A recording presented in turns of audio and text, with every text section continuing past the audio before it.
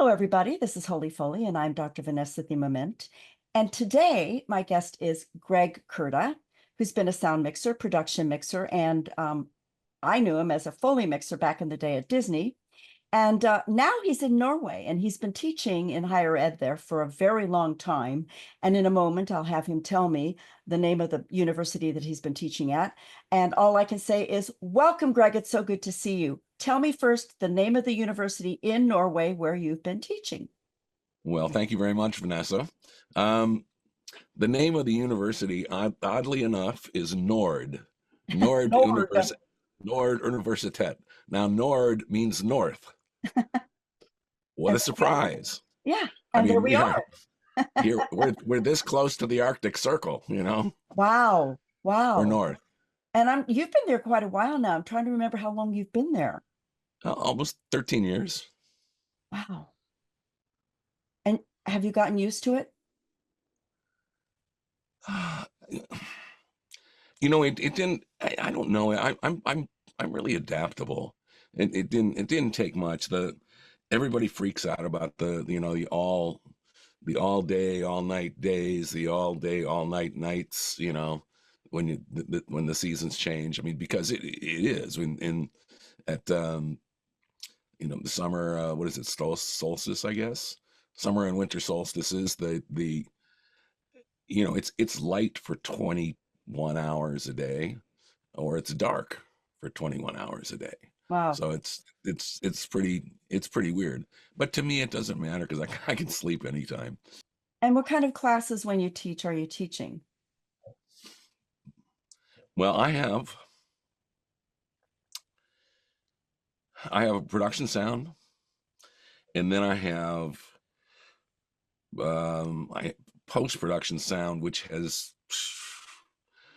transformed into what they call sound design.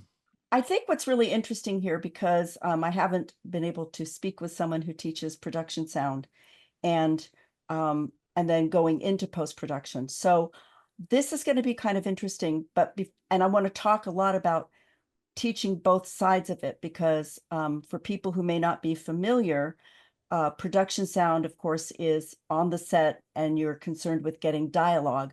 And then you go into post-production and you're dealing with what was done in production sound and then working with that, and dialogue editors will have worked with it. And then you start adding in, changing, and doing what we have to do in post. And post, of course, is all I've ever done. So what I want to do is go back first with how you got into what you did in LA when I knew you, because the only time I worked with you, which was pure joy, pure fun, and you were excellent at it, was mixing Foley at Disney. So I know that you mixed Foley. I know you do production sound. I know you do re-recording. What I'd like to know is how you actually got into working there and doing that, and then making the transition to teaching in Norway. If you could just briefly kind of get us all up to date Sure. on that. Thanks. I started when I was young. I started when I was like 17. A friend of my father's was a fairly well-known film editor in Chicago, and his big show was Mutual of Omaha's Wild Kingdom. If you remember that show. Sure do. And so he asked me. He was looking for an apprentice. So he asked my dad if he thought I might want. He knew I was into music and stuff like that. Young kid, but anything. So you're from But Chicago. yeah, Yeah. yeah. And so I said, sure, why not? And I went. I had no idea what I was doing, and so I started learning how to do this stuff, and going out and finding effects, and going off and getting transfers, and loading up the effects. This is all like 16 mil, you know, but we Mhm. had a couple of shows on 35, but it was all film based. Oh, yeah. And I was doing all of this on a not a chem, Steenbeck, sorry, Steenbeck, a Uh-huh. much better machine. Um, and we went to LA. Nobody wanted to see my reel. To this day, in LA, only one person saw my reel, and that was the head of the sound department at Disney. I was crying. Nobody wants to see my reel. This is before I even, there was nothing to do with sound. We were just, I liked going to the sound office because it was a nice place, comfortable place to be. And, oh, I'll look at it. Bring it in. Let's go see it. And I was so happy that he looked at it, and it was just like, oh, that's great. Didn't have anything to do with anything, but, and then the secretary of the sound department, um, how did I get to Disney? I was in the mailroom. I got a gig Oh in the my mailroom. gosh. So This was everybody, it actually does happen. the classic, totally. And this happened through a temp agency in Glendale, Apple One temp agency in Glendale, your hometown, isn't it? I I do. believe, isn't it? Yeah. And I remember Okay. Apple One. Um, and I can't remember the gal's name, but a guy who mixed in a music studio that I knew said, whenever I'm out of work and things, I call her, and she always gets me something, something to, pass the time. So I called her, and she said, blah, blah, blah, blah, what can you do? Typing. And I'm like, then we go through the list of things, and I'm like, telephone. Oh, I'm hell on the phone. I'm good on the phone. I am so good on the phone. And she says, okay. So she got me a gig at Warner Brothers, and I was Robert Towns' secretary. Hmm. He was away, and his secretary was away too, and so I was there manning the fort.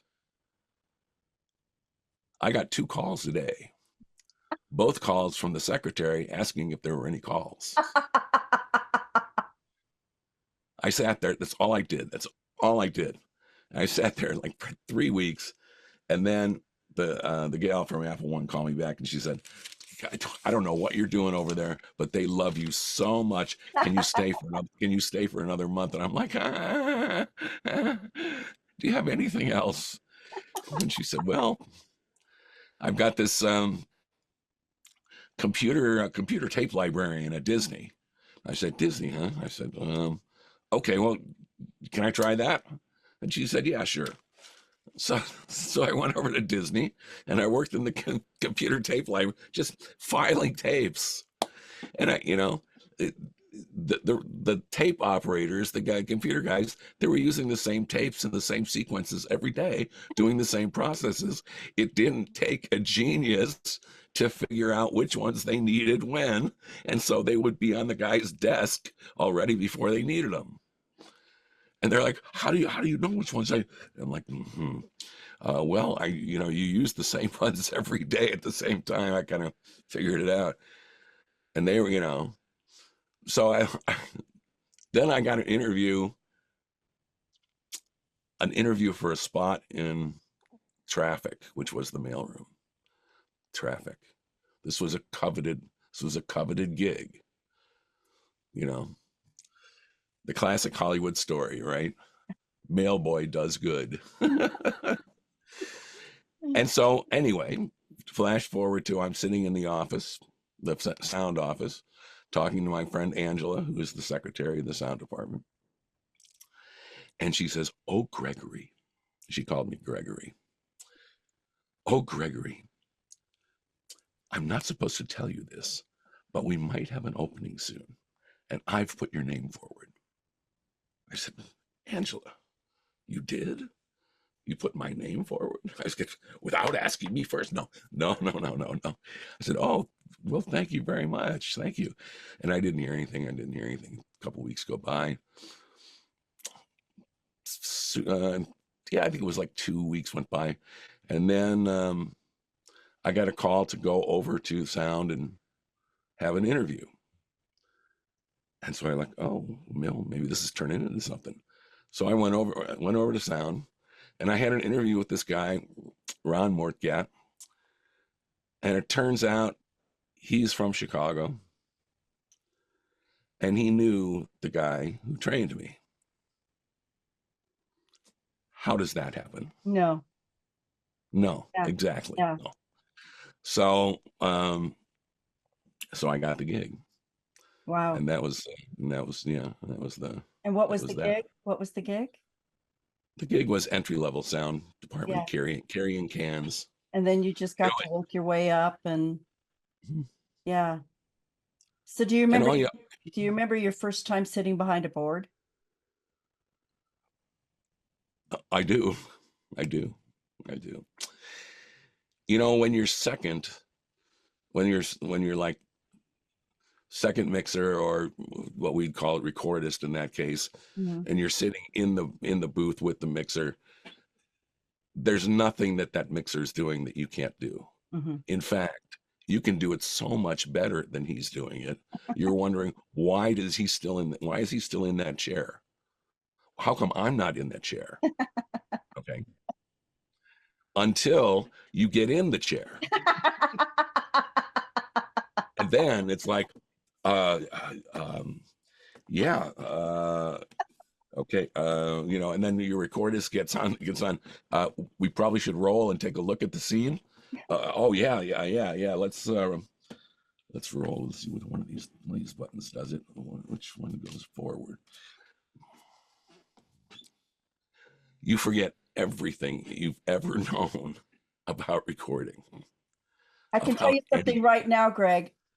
Already people know why I had so much fun working with you on the Foley stage at Disney.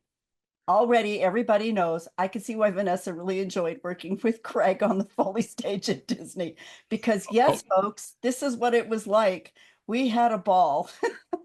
yeah, and don't Because think that Greg you is didn't really teach me. fun. Greg, not No, only you were was teaching me. I You don't were know. teaching me a lot. I don't Oh know. yes. I don't remember, but I do remember that we had a ball and that we got along really well. We did really good work and we had so much fun. Oh, there's nothing better. There's nothing better than creating with someone who's a lot of fun and really open-minded and you just laugh and enjoy each other. So this is what it was like. Yeah, when you're lining up to do a cue, and you go and you hit record, and the cue just goes down like butter, and you look at it and you totally believe it. Yeah, You totally believe it. That's it. yeah, Next. Perfect. Okay, moving on. yeah, You know, yeah, and the thing is that in the course of the day, in the course of us, doing our work, and having the propulsion that we need, it was almost like blasé. right. Okay, great, great, great, perfect. Next cue, next cue, next cue.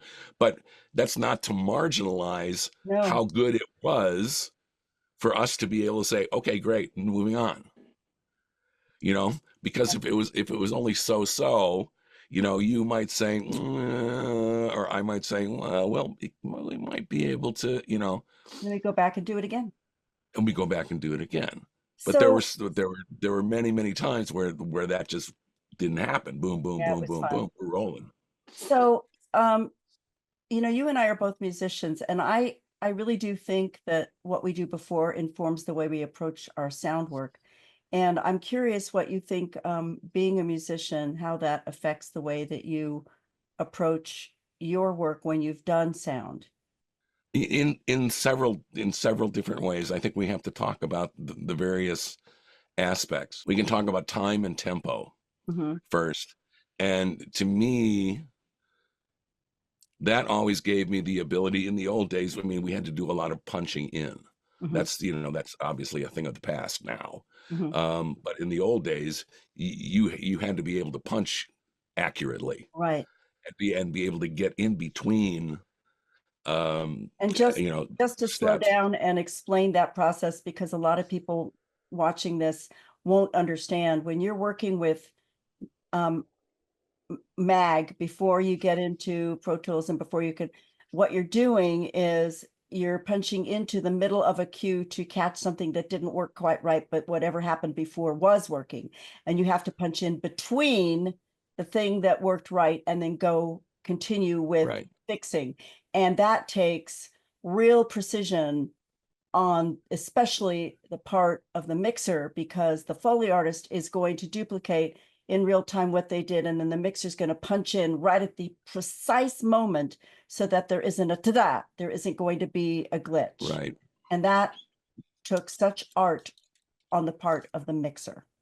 Well, and for the mixer, there is no faster way to piss off your artist than to keep screwing up a punch. Yeah, it can be Because exhausting. that means they have to do it over and over and over again. And depending on where you punch, you may have to go back a little bit and Yeah. back a little bit and back a little bit. So pretty soon, you know, your artist is saying, you know, screw this. Let me just do the whole cue again. Yeah, I'll just do it over. Yeah. I want to talk a little bit about your production mixing background because I find that really interesting because being somebody who worked in production sound where you are where you are working in production with a knowledge of post, that's kind of an interesting background. So can you talk a little bit about that? Sure. Um, in the mid '90s, I left Hollywood and I moved to an extremely low cost of living place called Lahaina, Hawaii. I Maui. remember that now. Yeah. Yeah. It all So comes back to me. being in Hawaii now, I had to find a way to keep, you know, to keep busy. Um, I went over to Honolulu and I visited the union office there and blah blah blah blah. And I talked to the union, the business agent, and he said, well, okay, blah blah blah. Blah. He said, you're going to move to Honolulu? And I said, no, I'm moving to Maui. And he said, well, not if you want to work. And I said, what? He said, well, if you want to work, you live on Oahu. He said, I can't, you know, I've got too many people here. I can't be, you know, recommending guys from off island, you know.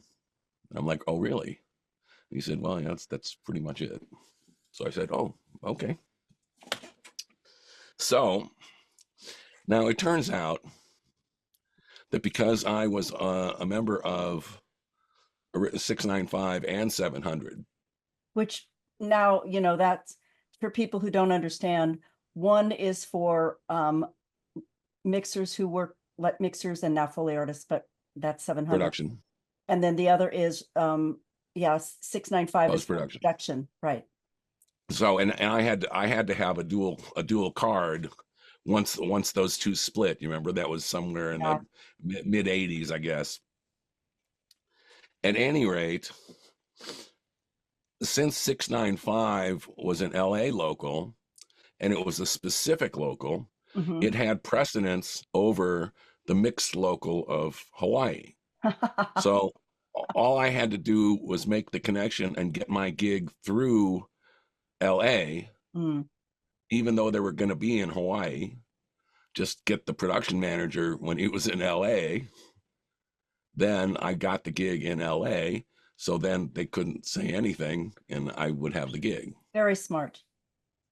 Well, I don't like being strong armed by, you know, by guys who are supposed to be on my side, Right. you know. Anyway, so but it took a while, and in fact, when I got back to my hotel room after around, you know, a day going around Honolulu seeing what was available, I had like 4 messages on my machine. And they were from all the other production mixers telling me what a bad idea it was to move to Hawaii and try to work. I just went back and I started at the bottom. And I did little one-man run and gun things, and because I wasn't ready. I didn't know all this stuff. I had to relearn all this stuff, and the only way for me to learn things is to go and do it and screw it up. You know, and usually I only screw it up once. And then I take that back. Okay, I'll never do that again. You know, just and start putting all those together, right? So eventually, I was doing a bunch of, TV shows. I did all the little ones, Good Morning LA. They go over to Hawaii for, something, blah, blah, blah, blah, blah. Or, hey, we're going up to Haleakala and ride the bicycle down to today, Greg, blah, blah, blah, blah. Or, some surf competitions, all kinds of different stuff. Um, and then I got into this reality circuit. And the reality thing, this was like a trip and a half. It's first of all, it's really hard. It's 15-hour days, Oh, wow. and as a production mixer, it's boom in the air all day long. So I mean, it's a young man's game. Um, but if you do well, you'll always have work because people see and they you know 2 weeks into a show, you're already getting offers for the next show. Just knowing when to use what, and the preponderance of reliance on lavs today is killing me. And again, I don't want to make anybody mad No, because no, I no. understand that. I think this is really important, though. This is about really trying to help people understand our expertise so that they can implement that. So when you say the reliance on labs, I'd like to know what you mean. Well, okay, there are a number of TV shows today that are very very quick moving, and there's a lot of steady cam work. There's a lot of non-setup shots, stuff where the camera's moving a Mhm. lot, around a lot. Very, very difficult to boom those kind of shots. So lavaliers have come into play. Well, they've created a bunch of little contraptions to hide them and to make them so you're not getting the cloth rub and stuff like that. So I mean, there are some things to do, but unless you're high level, you can't afford that stuff. So so everybody else doesn't see that there's a plateau here where they can go, and they can't get up here where everybody else is going, but they want those results. Yeah. And then when they do that and they don't get those results, they don't understand. You Something know, something I notice about the overuse of, I'm going to call it the overuse of lavaliers, uh is, and this is as someone who's trained in acting, it really changes the performances of actors when they know they're on a lavalier. Because when you're on a lavalier, you speak very intimately because you know that it's attached to you. And so your dialogue becomes very, very intimate, and that changes the performance. So now you've got a problem with um, being able intelligibility. And so now you've got a problem with trying to get enough articulation, and then you've got the performances that are really sort of mumbled. yeah. And so one of the things that I'm getting annoyed with more and more and more with all of the artistic decisions that are made in the way that they're doing a lot of this a lot of this performative stuff. And I don't want to rely too much on the setup shots because that can get boring too. But the more that you rely on the intimacy of the lavalier microphone, the more the actor, it becomes very self-conscious of how close that microphone is. And so rather than work on articulation, which is really important for intelligibility of speech, because it's going to sound really funny on a lavalier and it won't sound funny on a boom. Right, And right. everybody's going to be mic'd at the same level because the boom is above them, and everyone's going to be very aware, and they're just going to be performing at a very natural level of speech in a room or outside or wherever they're going to be mic'd. But when people have their own lavaliers, Now they get very intimate in their speech, which makes it very hard to blend it, very hard to match it. And then you get a real problem when it's in our homes, in our TVs, because I have to constantly be adjusting the settings on my television. And I had this discussion with Larry Benjamin when I did my podcast with him, of constantly having to adjust because he's a re-recording mixer for television, and it drives him crazy. It's a constant battle. So this preciousness of the lavalier microphone, I can understand it for certain things, but I think once we become overly reliant on a certain kind of technology and we don't make this critical decision about whether it's useful or not, actors change their performance to accommodate the technology. And now all of a sudden you've got people talking very intimately and very softly. And now you've got the dialogue editor and the dialogue mixer trying to balance all of this in post-production sound. And it's really difficult when different actors are using it differently with their lavalier microphones. So that's another problem I have with it. Yeah. Yeah. Nobody's thinking about what comes after what they're doing. And one of the things that we've always done in film traditionally is understand what comes after our job. And those of us in post have to see all of it. We are the ones that see all the results of everybody's decisions before it gets to us because we're the last step. Another reason that I was quite happy to jump back into production is to be able to refresh myself about the concepts of before and after. So as a production mixer, I need to think about what's going to happen to these tracks after I ship them. Mm-hmm. Is it just me saying, okay, leaving here, see you later. Oh, next show? Okay, great. I can't do that.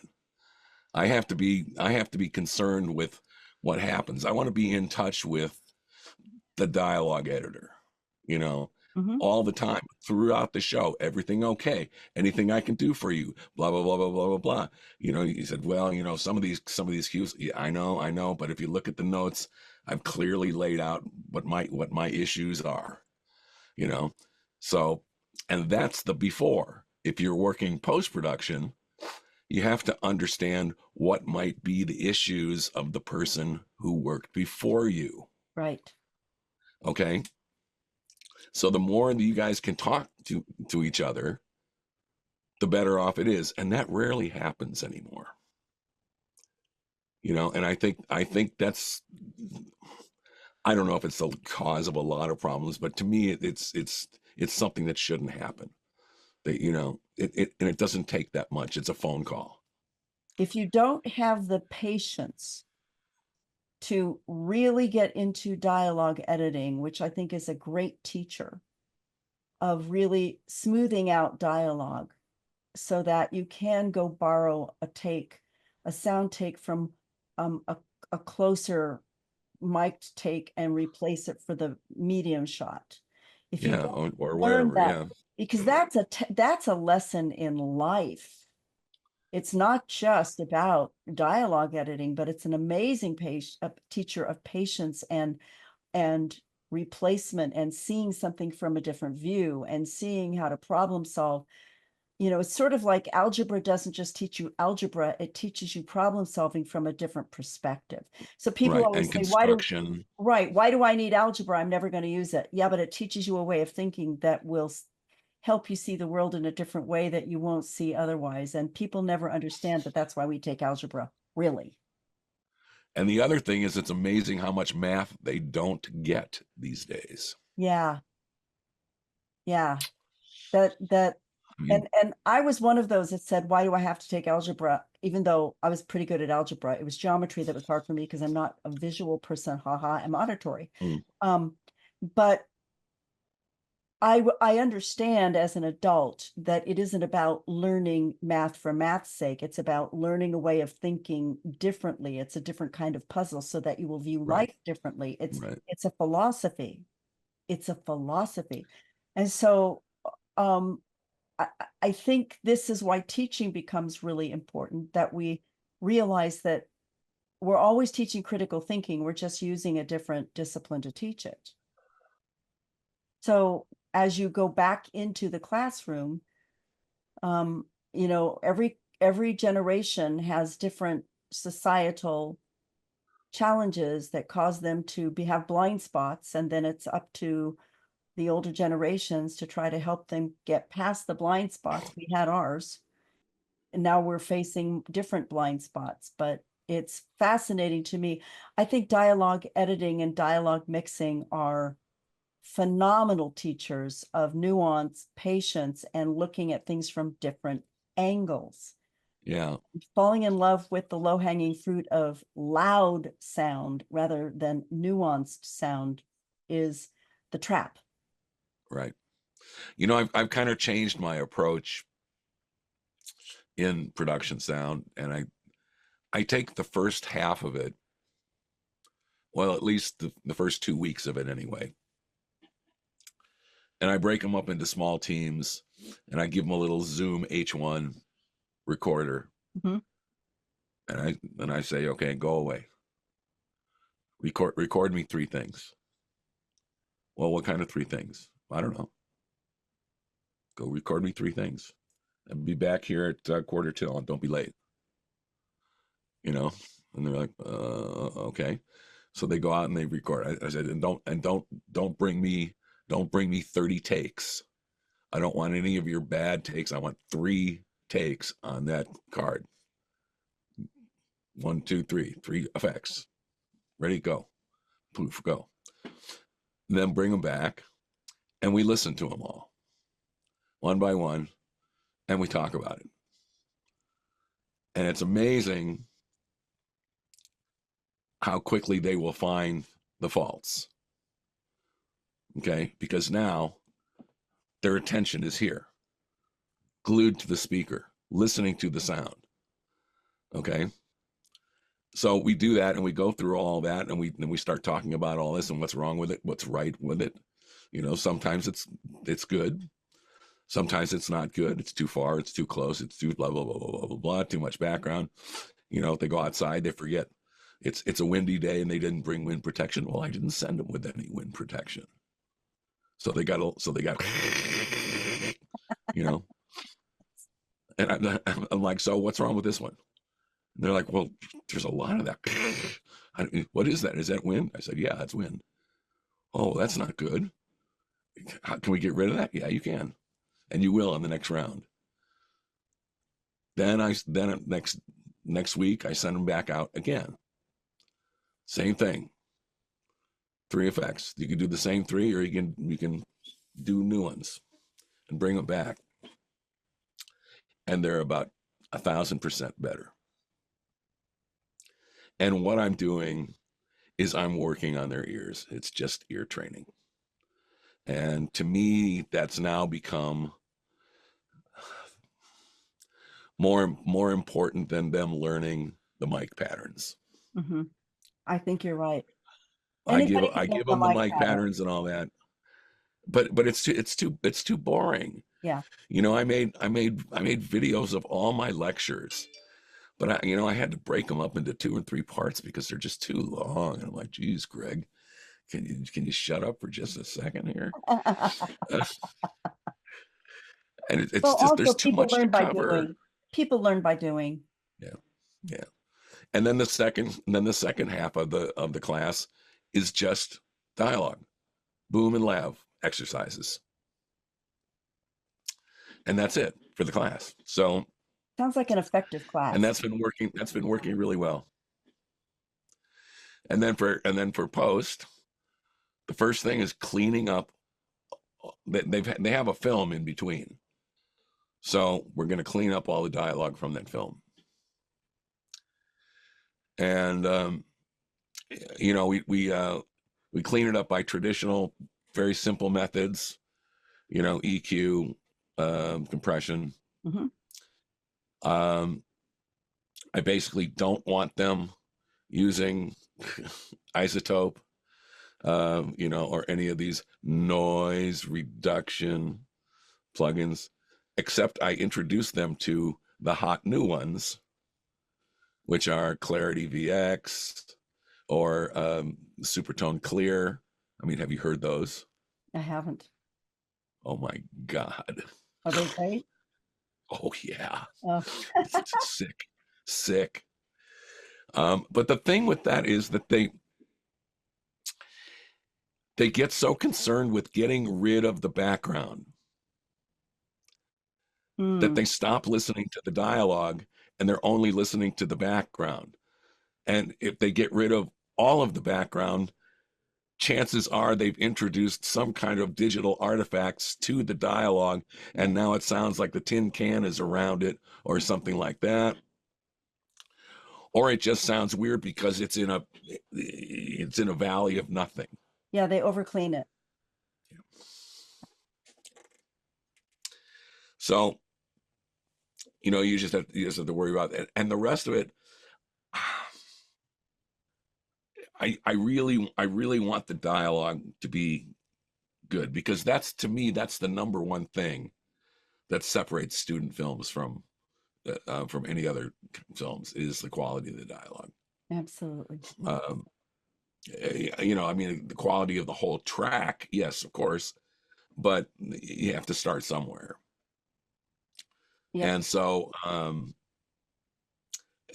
you know, if they can get the dialogue right, then I'll move on with them, you know, to to other things. You know, they have a very tough time taking stuff out of a library and cutting it. You know, which is actually one of my favorite things to do, just because it's fun. Yeah.